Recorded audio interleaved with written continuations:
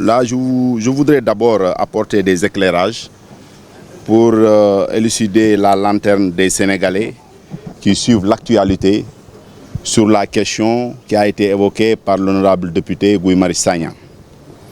Pour dire que le centre de traitement des épidémies, CTE, est un centre qui a été mis en place au début de la pandémie Covid-19 au sein de l'hôpital régional de Ziguinchor. Mais je vous dis que c'était un centre à vocation régionale qui polarisait tout Ziguinchor et même les régions de Sédhiou et Kolda. Le CTE étant logé au sein de l'hôpital régional, le directeur a été désigné comme administrateur accompagné de 2 coordonnateurs que sont le professeur Manga et le professeur Ansoumana Diatta, en plus du personnel médical, paramédical et d'appoint.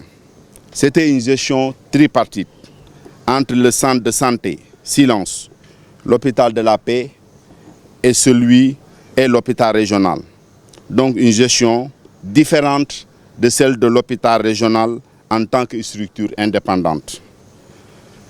Parlant maintenant des émoluments des agents du CTE que l'honorable député a évoqué, je voudrais préciser que cela ne relève pas du ressort de l'hôpital régional de Ziguinchor, mais du niveau central que j'ai saisi en tant qu'administrateur.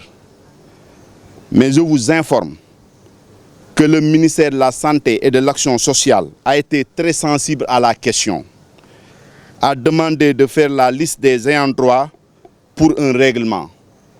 Tout cela a été fait, sauf qu'il y avait un petit problème. Nous avons des agents qui sont fonctionnaires et d'autres contractuels. Il fallait d'abord intégrer les matricules des fonctionnaires dans les états de paiement, ce qui a retardé un peu le processus qui a été déjà enclenché. Hier, j'ai eu au téléphone la directrice des ressources humaines et je peux vous informer, à l'instant où nous sommes, en relation avec les 2 coordonnateurs, les états de paiement ont été élaborés en tenant compte des matricules et envoyés au niveau central qui les a traités et déposés au Trésor public.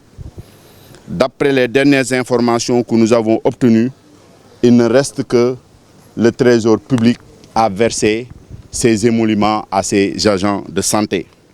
Mais je voudrais terminer en disant aux agents du CTE que l'État, à travers toutes ces entités, comprend leur situation et dans les dispositions de régler définitivement ce problème.